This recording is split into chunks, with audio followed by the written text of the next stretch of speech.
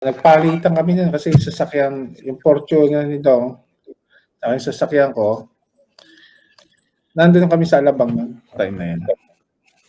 Yung sasakyan. So, yung pera. At nilipat ko yung bigas, kasi sa Fortuner ko yung bigas, nilipat din sa Fortuner ni Dong Batanan na lupa. Kulay gray, yung natatanda, gray yan. Nilipat. So, ang tigan yan, si Dong Batalan, hindi naman naaminin ng mga koloko niya yun. Okay. Ngayon, yung isang sinasabi niya na nag-aabutan sila ng didong ng pera o ng bigas, walang ganon.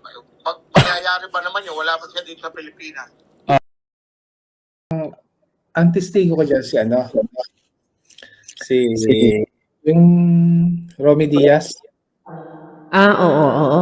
Romy Diaz. Yung testigo ko dyan.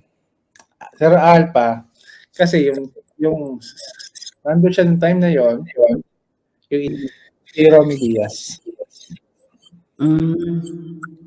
Boss Asukir, napatawag ako kasi merong ilang mga kababayan natin na concern lang kasi may nagsasabi na tungkol ito kay Alfa Romeo. Kami ni Alfa Romeo, wala kaming problema yan. Hindi ba kami magkaaway yan?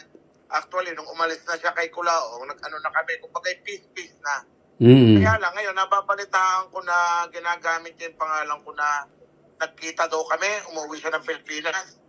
Parang wala akong natatandaan nun. Wala akong natatandaan. Ang natatandaan ko lang, noong December 22, 2020, tinan mo nagpunta kami ng Alabang. Ang ano ko kasi dito, wala namang problema kung nagkita kami. Wala namang problema kung nagkausap, nagkita kami dito sa Pilipinas, ano bang masama? Ang masama, may narinig akong kwento na sinasabi na nagkita daw kami dito sa Pilipinas. Hindi naman kami nagkikita. So, ang worried ko dyan, anong purpose nun? Doon ako nababothered. Kasi anong purpose nun? Wag na lang idamit ang pangalan ko kung hindi naman totoo. Kasi ang sasabihin ko lang, kung anong totoo na pagkakakilala ko sa kanya, pagkakakilala niya sa akin, at kung anong tunay lang na nangyari. Kasi sa sobrang dala na natin, alam mo, pagka may mga tao na nanggagamit ng pangalan ng ibang tao, medyo nawawalan akong tiwala. Kung sakasakali mababanggit ang pangalan ko, dito usapin na lang ako. Okay. Okay. Salamat pare, ingat-ingat pare ha. Gaya na, Sukir. Okay.